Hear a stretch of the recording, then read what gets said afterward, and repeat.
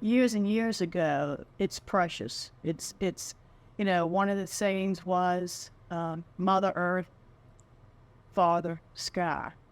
And we actually, there's different beliefs and religions in this world, but we do take on the religion of Baptists, but we also know that we represent the earth and the sky, and you passage that way into the God and the spiritual person that we owe everything to. So we value our land, we value what we have. One of the concepts that I think threw our people for a loop is that when the settlers came in and they were given land or they bought land, it was a totally new concept because you couldn't own the land. I guess the arrival of the colonists, they didn't understand, how to take care of the environment, so to speak. Some of our practices, such as burning the forest to keep the woodlands open. Their environment has changed significantly, of course, since that time. At the time of the arrival of the colonists, the woodlands were open. There were vast open forests.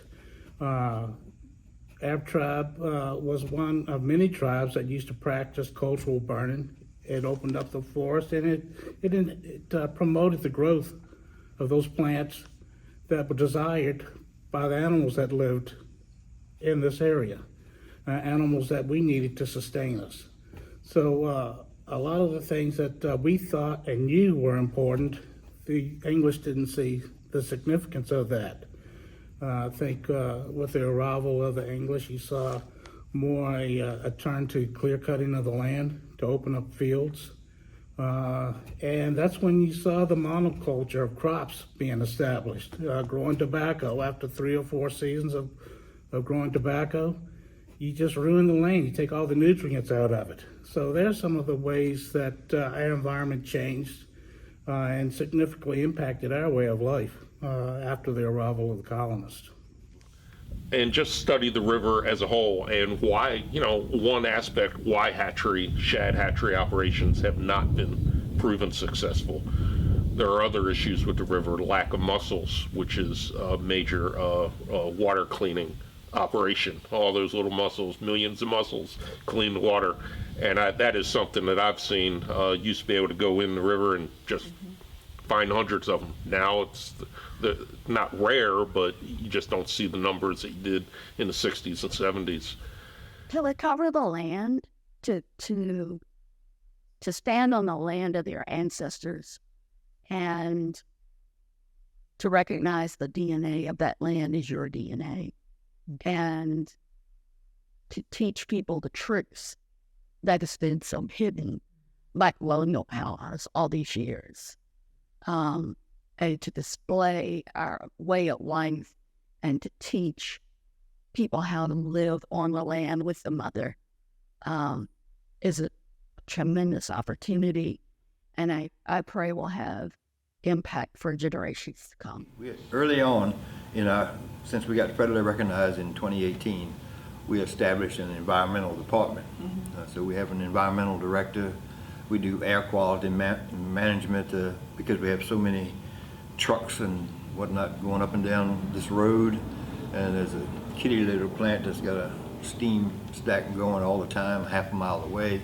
So we're starting to monitor the air quality, and we're also doing some water quality results. That's one of the restrictions. Now, I love what the government does. They give us land, of course, not really giving us anything, but but here's what you can use it for. Everything has stipulations. Well, if you're going to improve the environment, you can't do anything on it, but it's yours. We were an agricultural people. We subsisted on things that we could grow from the earth. We were known as tributary tribes because all of the major tribes in the area lived along the riverbanks. We lived along our namesake Chickahominy River, had several village sites along that river. So I think that the I guess perspective of what does the environment mean to us, it carried a lot of cultural significance to us, especially in the fact that, you know, early on we lost our language, and that was very important in that losing our language, it had a significant impact. It had a lot of significance in I guess the knowledge of the land. It carried a lot of significance in the knowledge of plant life. It carried a lot of significance in the knowledge of animal behavior.